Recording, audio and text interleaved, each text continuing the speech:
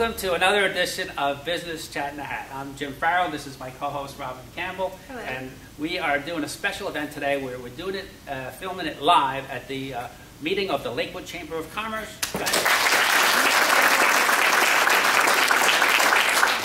Thank you. Lately, we've been hearing a lot about the green movement. Everything is green. A green car, green business. Stimulus money is all being sent towards green people. So the thought that came to my mind, Robin, is how does that affect when someone builds a green house? How does that affect as far as like how they insure that building? Sure. You're going to give me my hat? I am going to give you a hat. I'm cheating a little bit. I have a headband, not a hat, but we'll improvise. How's that? What you're saying is very, very big right now. There's a huge public awareness to go green. You can see it on a consumer level when you go to the supermarket and there are cloth bags. I know that sometimes I forget my cloth bags and I get dirty looks now when I use plastic. So there's, on that basic level, there's also increased marketability. You see a lot of products out there with a market for going green or services that are marketed to be energy efficient. And when you're designing or as a property owner, there's an increased cost associated with going green if you're building green. And you want to make sure that with that increased cost, your policy is going to compensate for that with your property levels.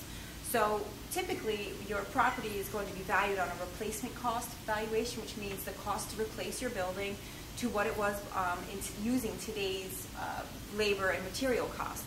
But now you have an increased cost with using green materials or eco-friendly materials. So you want to make sure that you adjust your valuation to compensate for that. There are also some soft costs involved with perhaps hiring an architect or a design professional that's LEED certified or can provide specifications for energy efficient buildings. So you want to make sure that that's factored into that cost. And then there's also the increased cost of construction, which is an endorsement on your policy that's going to compensate for a loss to your building when you rebuild it. If there's a new code in your town that says, well, your building was old, and now not only does it have to be handicapped accessible, not only does it have to be sprinklered, but now it has to meet a code of energy efficiency. So there is an increased cost there. And you want to make sure that your policy has the correct valuation and coverage enhancements to compensate for that.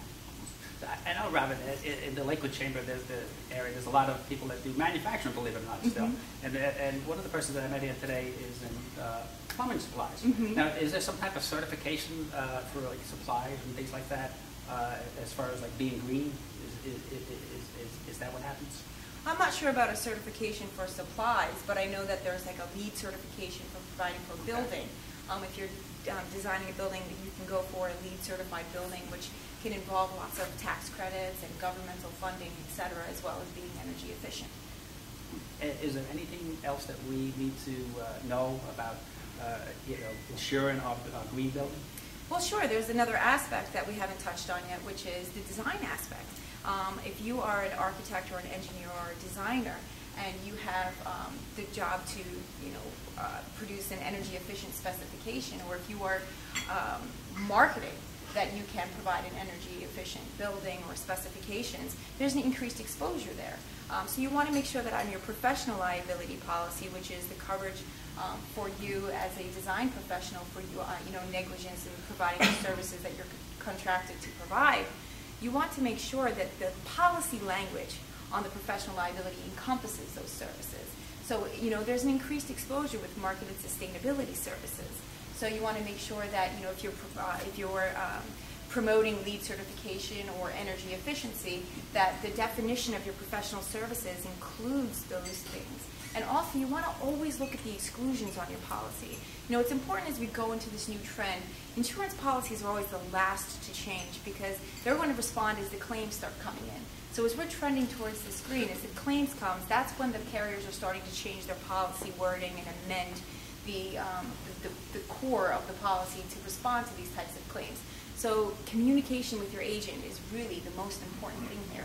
Call your agent, let them know, I'm starting to get into this area, I'm starting to do more energy efficient stuff. And they can call the company and make sure that if the coverage is there, we can add it. Or if it's not, find a company that's out there and that's doing it. Robin, thank you so much for sharing all that information. Thank you. It's a pleasure. We shall see you next time on Business Chat in a Hat.